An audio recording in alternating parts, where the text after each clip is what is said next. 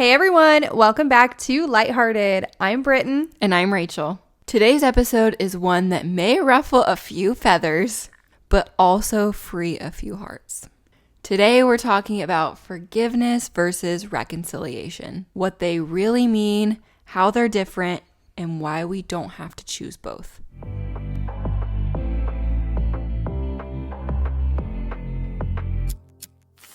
We've been taught that forgiveness means forgetting and moving on means making up, but you can actually forgive someone fully without ever letting them back into your life again. And that doesn't make you bitter. I genuinely think that's sometimes the best move. So let's start by talking about the difference between the two. Yeah. Forgiveness is about you. Reconciliation is about the relationship. Forgiveness is releasing resentment so it doesn't poison you. Reconciliation is about rebuilding trust, re-entering the relationship, and reopening your heart. Forgiveness is something that you can do alone. Reconciliation takes two willing, accountable, and safe people. And sometimes the second person never shows up. We have come up with some good questions for each little segment that we're doing just to kind of get you guys thinking. We also have journal pages to accompany the questions. So if it's easier for you to print those out and work, in person, you can do that too. So our first question is, have you ever confused forgiving someone with having to trust them again? Yeah. Yeah. I think that's a normal human thing. Yeah, for sure. Yeah. I think another great one is, are there people that you've forgiven but still keep at a distance? Yeah, absolutely. And then the final one I could think of here was, do you feel guilt when you protect your peace after forgiving someone? Oh. Does that make you feel guilty? I know it makes me feel guilty. Yeah, same. Think about those questions. We'll have more later for you to think about, but I think that's when real change starts to happen, is when you kind of apply what we're talking about to how it's showing up in your life. Definitely. Yeah. All right. So let's move on to why forgiveness matters, because we're not here saying don't forgive people or forgive people and then promptly kick them out of your life. No. We're not trying to say that. Forgiveness matters because forgiveness is not saying what happened was okay. It's not saying that. Mm-mm. It's saying, I refuse to carry this pain every single day. It's Right. the power that you have to handle the things. So it doesn't excuse the harm. It frees you from it. Unforgiveness chains you to the person who hurt you. Forgiveness is cutting the chain. It's for your nervous system. It's for your spirit, and it's for your own sanity. And I think it's important to remember that you absolutely do not have to rush it. Forgiveness doesn't have a deadline, but bitterness does have consequences. So we have a few more questions here. What pain are you still carrying that someone else caused? Wow. That's a hard question. It's a big question. Do you have anything that you can think of? When I think about the person who has hurt me the most in the world, in a lot of ways, I have forgiven that person so that I could move on. But I've noticed that new things will come up for me, and then I have to kind of process through things again. Yeah. Yeah. And so I still feel like I carry some of it, or I just didn't realize that I needed to work through that part of it. Right. Yeah. And so new things come up, but I think on the whole, I've done a good job forgiving and moving on, but then just, new things come up because I'm a human. Right. I think another great thing to consider is, what would it feel like to release that pain? Not for them, but for you. I think that's so cool. I think that's so powerful. This one is one that I have to remind myself of very, very often because I'm a competitive person. So the final one I have here is, are you afraid that forgiving them means that they won? Is that your reasoning for not forgiving? Is because then they win? I feel like that's so hard. It's so hard. It's so hard to be the bigger person in situations when someone is very clearly wrong. It's exhausting. Yeah. Yeah. All right. So we just talked about why forgiveness matters so much. Let's take a minute and just talk about why reconciliation also matters. Yeah. And maybe when it's appropriate to lean into that. Yeah. Yeah. A tough truth a lot of people don't say out loud is that you can love someone You can forgive someone. You can even wish someone healing and still never speak to them ever again. Yeah. And that's it's a solid boundary. It's a really tough one to take. Yeah, for sure. I think for most people, it's not a boundary that's like set really quickly. So if you're like no contact with somebody, I am certain there's a reason. I think it's so important to remember that reconciliation requires change, safety, and a mutual effort if the relationship is going to be a good one. I also think that just because you let go of bitterness, it doesn't mean you should reopen the door. I think that's kind of a cycle people will fall into where it's like, oh, okay, well, I've kind of forgiven. I've kind of like moved past this thing. And like, I think that's good. Right. If the other things are happening. Yeah. But like, if it's just like you keep going back for the same cycle over and over and over again, I just don't know how healthy that is. I think it's important to remember that some people aren't capable of a healthy connection. I agree with that too. I think of like people in my life where it's like they had a bad relationship with their spouse and they couldn't ever keep any friends ever. And like they had a tough time with their siblings, or like it was just like every single relationship in their life was a bad one. Right. And I have trouble saying that that's everyone else around them being terrible people. Right. Do you know what I mean? Yeah, for sure. Yeah. Like I think it's good to self-examine a little bit. Reconciliation without accountability is just repeated harm. Forgiveness doesn't mean you're giving someone another chance to hurt you. You have a good reconciliation story where it actually worked out for good. Yeah. Because I don't just want to say like reconciliation's not possible. It's a horrible thing. Right. Don't do it. I think it's amazing. I think reconciliation can be a very beautiful and amazing thing. Mm-hmm. And it can teach so much to you, to the other person, and to people around you if both parties are willing and able to do that. And so I think it's hard to reconcile with someone who just is right all the time and doesn't care about your feelings. We can cut this out if you don't want it to be in here. But I know you've shared with me your relationship with Joe, who we've had on the podcast. Yeah. It wasn't always how it is now. Right. Do you want to share that story? Sure. I really love it. Just like really briefly, Joe is amazing and we love him so much. I'm so grateful that he's been on the pod. He was my youth pastor when I was in middle school and high school, and then he left as youth pastor kind of abruptly. And just to be real, it destroyed me. I was extremely hurt and mad and grieving and having a lot of feelings about it. And I struggled for a long time. Like there was just so much built up. Like I was so frustrated and I was so mad at him. Like, why would you do this? Why would you leave? And I don't know. It was just like a really rough time, and I kept thinking it would get better, and it just didn't. I remember being like, okay, like after a couple of months, like I'm not even going to care anymore. Like, why am I making this such a big deal? And then it never got better. It just got worse. And then I was like, I'm about to graduate. Like, surely once I'm graduated and not even like in youth group anymore, it won't matter. Still mattered. And you know, I realize now looking back, like Joe was my youth pastor, but he was so much more than that. Like I look at him as a father. He's very important to me. That relationship was very special. And so him just like leaving hurt my heart in ways that I could never even imagine my heart hurting. And so it was really hard. And finally I was like, I can't feel like this anymore. And even in moments where I was like, I'm past it, you know, I kind of trick my brain into being like, I'm fine, it's fine, I don't care. But that was not the truth. That was not the reality. And so eventually I was just like, okay, God, you're gonna have to help me.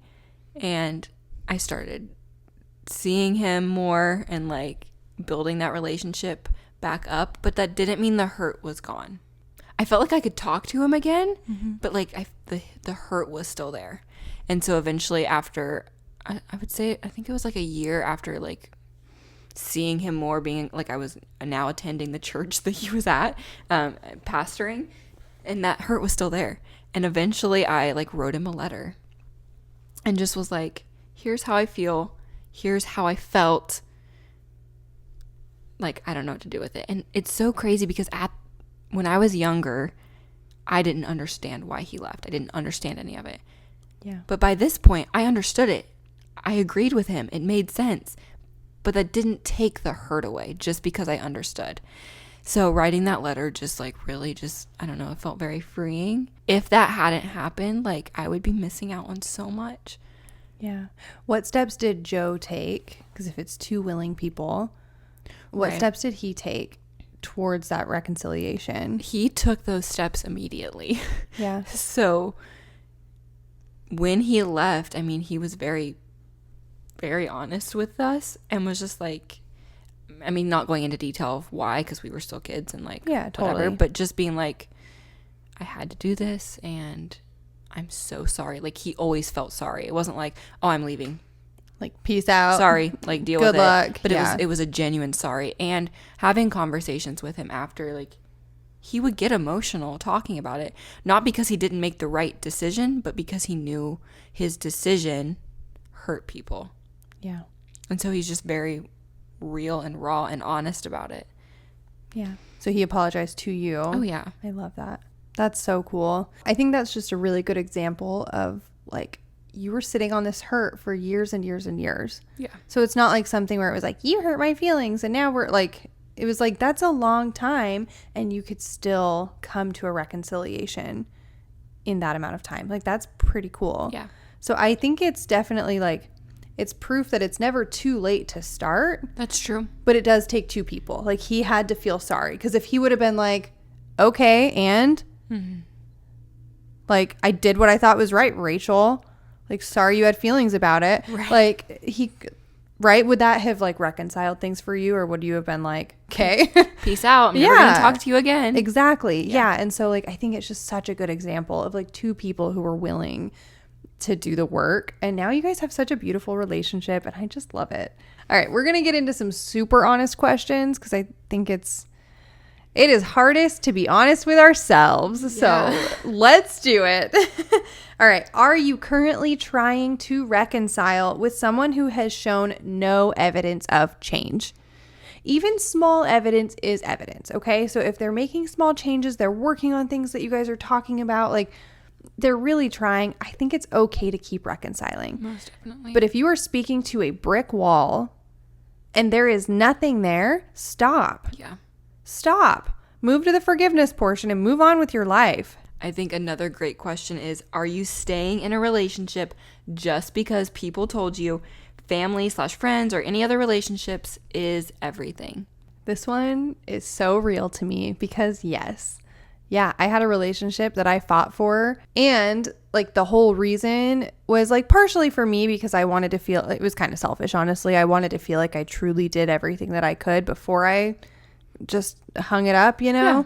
Yeah. But then also there was so much pressure of being like, oh, well, it's this person though. It's this person though. It's, you know, you got to love them because of this. Like, but you don't. You can move on. You can forgive. And like you don't have to just let people hurt you. The last super honest question that I've got here is, what would change if you gave yourself permission to forgive, but not to return? That's tough. I think that's freedom, though. For sure. Okay, now I think it would be great if we could just chat a little bit about what real forgiveness might look like. Yeah, I think that's a great idea. I think real forgiveness can look like releasing your need to like get back at them. Like get revenge on them. Mm-hmm. I think it could also look like grieving what really happened without trying to rewrite it or change it. I think that's a really big one. Mm-hmm. Do you feel like you change things in your head, like to make them better or worse, or like past things? Yeah. Oh, yeah. You're like, this thing with this person, everything was fine. I was just overreacting. Yep. Or okay. For sure. Who doesn't do that? Yeah. Yeah. If you don't do that, let us know, but that would be amazing. Give us the number of your therapist. That's crazy. Yeah. Yeah, we totally do that. So yeah, so just being honest about what happened without trying to change it. Yeah. I like that a lot. I think this one's really hard, but just wishing someone well from afar. Yeah. You know, like you have no ill will. You don't hope that they just have a miserable life. Like you just want them to figure their stuff out away from you. Yeah. And our last one for this part is choosing peace even if you never get closure. Those are all so good for forgiveness and moving on. Real reconciliation, when it's right, comes with, I think, an acknowledgement of harm. They have to realize that you are hurting in some way. Yeah. Or like if someone's trying to reconcile with you, you need to realize that they're hurting. I think another really, really important thing, and I know this is extremely important for me, is apologies, but backed with change. Yes. Nothing makes me more angry in the world than when you apologize for the same thing over and over and then don't change your behavior. Yes. Yeah, because then you're not really saying sorry. Yeah. Yeah. I think another thing for reconciliation, it comes with safety, trust, and mutual growth. Like, it can't just be you expecting the other person to change entirely. Like, you also do have to grow in some way. But yeah, if you don't have safety with a person, if you don't have trust, if you can't grow together, then I see it being a really tough time reconciling. Yeah. And then one more important one is boundaries that are honored by both people. I think that's so good too, because it means you both have to explain how you're feeling and what your expectations are. Yep. Because I also don't think it's true reconciliation if I'm just like, Rachel, you hurt my feelings and now you're going to take care of this and blah, blah, blah, blah, and this is the only way we're going to be friends is if you do this. No. Like, that's not, No. like, you're not going to feel like we've truly reconciled. No. Yeah. And so I think being able to be like, oh, how did you feel about this? How do I feel about this? How can we come together? Right. Yeah. Yeah. I love that. Okay. Well, we have just ripped you guys to pieces with our other questions. So sorry. Just so you know, this is like tearing us up just as much as it is hurting you guys. So. I'm sure we've cut out a lot of this episode because we've just been ranting a little bit. Just a teeny bit. So I thought it would be fun to ask some healing questions so that we can maybe start putting people back together a little bit. Yeah, that sounds like a great idea. Okay, so the first one is, what does forgiveness look like in your life right now? Even if it's not like an ideal situation and like this isn't your dream version of forgiveness, what does it look like when you forgive people now? Yeah. That's a great question. Another great one is, who have you reconciled with in a healthy way and how did it happen? I love that because we can learn so much from like recreating experiences. Oh, Yeah. And then I think one thing that we all need to think about, every single one of us, is where do you still need healing before reconciliation is even possible? Yeah. So I'm not saying like you need to forgive them and move on. I'm saying like, where do you need to heal before you can have that conversation? Like in the example that you shared, like it took you years to like really process what was going on and how you were feeling about it and to like be brave enough to write the letter. Well, I think what it was too is like I was a child. I was a teenager. Yeah. I had to have an adult brain to understand the situation fully, and I didn't. So I just had to wait. I think that's amazing. All right. So think about yourselves. How can you heal? How can you reconcile? Is it time to move on from some things? Yeah. Yeah. We are calling this our closing pep talk because you guys need to hear this. And so do we. So do we. So we're going to just, make this like a little clip, and then anytime you're having a tough time, you can just come play it. All right. If no one has told you this, you're allowed to forgive without returning. You're allowed to heal without rebuilding the bridge. You're allowed to love people from a distance and still protect your peace. And if you're still in the middle of it, that's okay too. Forgiveness is a journey. Reconciliation is a choice. So this week, ask yourself, what am I still carrying that doesn't belong to me anymore? Who do I need to forgive? And who do I need to stop trying to fix? Yeah. Thank you so much for joining us today. If you're enjoying LightHearted, don't forget to subscribe and leave us a review. It really helps us reach more people who need a little more light in their lives. Make sure to follow us over on Instagram at LightHeartedPod for some episode clips and behind the scenes content. We would love to have you over there. We also have a lot of fun over on TikTok, so make sure you follow us over there as well. That's at LightHeartedPod. We also have merch, so make sure you guys go check it out. Everything that we've talked about will be linked below in the show notes. Stay lighthearted.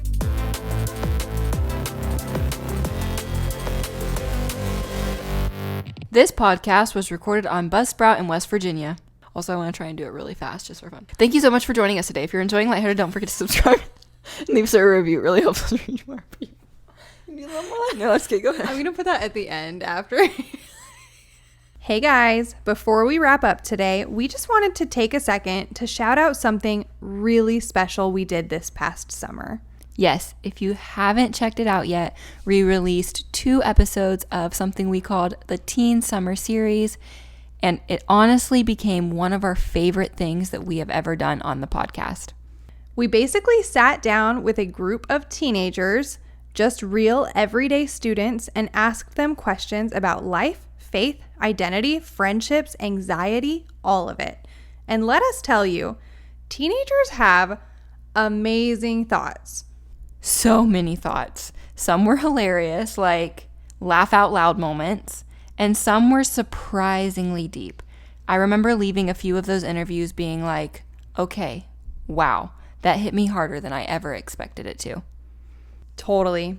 I think we underestimate sometimes how much wisdom teenagers are carrying. Like, yes, they're still figuring life out, but so are we as grown adults.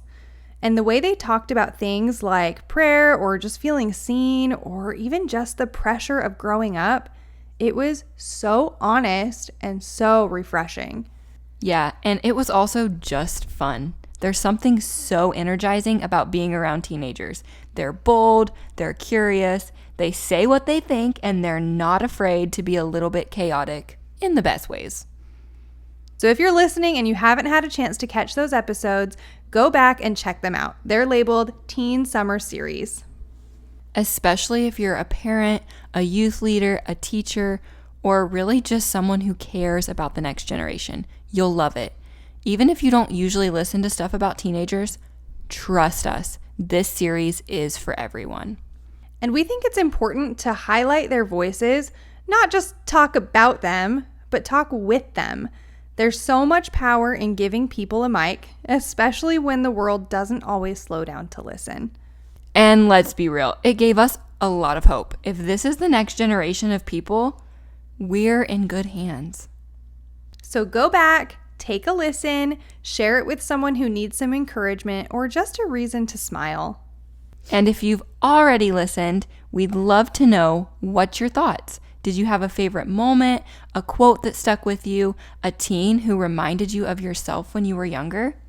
You can DM us, leave us a review, tag us in your stories, send us a carrier pigeon, whatever works for you. It really means the world from us to hear from you. All right, that's all for today. Thanks for sticking around and being a part of this little community. We're so grateful for every single listener. You guys are the reason we keep showing up and sharing what's on our hearts. Stay lighthearted.